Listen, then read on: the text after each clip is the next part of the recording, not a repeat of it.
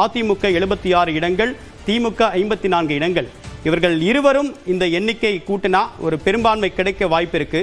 ஆனா தனி பெரும்பான்மையோடு எந்த விதமான கட்சியோட கூட்டணி இல்லாம தனித்து களம் கண்ட தாவேக தலைவர் விஜய் 104 இடங்கள்ல தற்போது முன்னிலையில் இருக்காரு.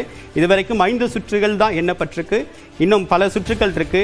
தொடர்ச்சியாக இழுபறி என ஒரு சில வாக்குகள் வித்தியாசத்தில் தான் 100 வாக்குகள் வித்தியாசத்தில் தான் முன்னிலை நிலவரம் அப்படின்றது இருக்கு. இந்த சூழ்நிலையில் இந்த எண்ணிக்கை மாறுவதற்கு வாய்ப்பு இருக்கு. ஆனால் தாவேகாவுடைய கிளியர் மேண்டேட் அப்படின்றது தென்படக்கூடிய விஷயமா பார்க்கப்படுது அப்படின்னு சொல்லிட்டு எல்லா பத்திரிகையாளர்கள் சொல்றாங்க.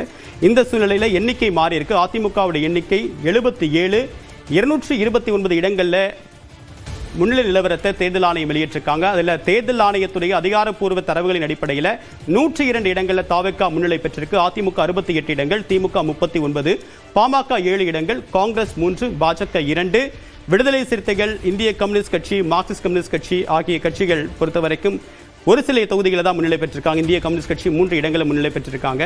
ஸோ இதில் தேர்தல் ஆணையத்துடைய அதிகாரப்பூர்வ தரவுகளின் அடிப்படையில் 102 இடங்களில் தாவேகா முன்னிலை பெற்றிருக்கு. வாக்கு சதவீதமும் 35 விழுக்காட்டை தாவேகா தலைவர் விஜய் கடந்திருக்காரு.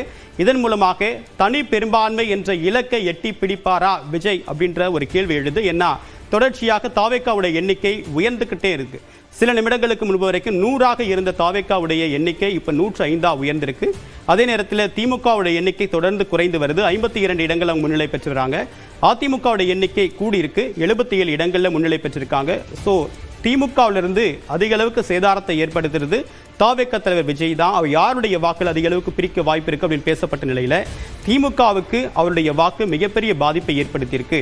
ஏன்னா கடந்த சட்டமன்ற தேர்தலில் அதிமுக கூட்டணி 75 இடங்களில் வெற்றி பெற்ற நிலையில இப்ப அந்த எண்ணிக்கை 76 அப்படின்னு ரீட்டைன் ஆகுது. கூடுதல் இடங்கள் பெறவில்லை என்றாலும் கூட, ஒரு இடங்களை கூடுதலை முன்னிலை பெற்றிருந்தாலும் கூட பெரிய அளவுக்கு எண்ணிக்கை குறைவு அப்படின்றது ஏறக்குறைய 100 இடங்களுக்கு மேலாக திமுக கூட்டணி பின்னடைவை சந்திச்சிருக்காங்க அந்த எண்ணிக்கையை பார்க்கும்போது. ஸோ இந்த அத்தனை எண்ணிக்கையும் தாவேகாவுக்கு போயிருக்கு. முதல் முறையாக தேர்தல் களம் கண்டிருக்கூடிய தாவேகா 106 இடங்களில் முன்னிலை பெற்றிருக்கு.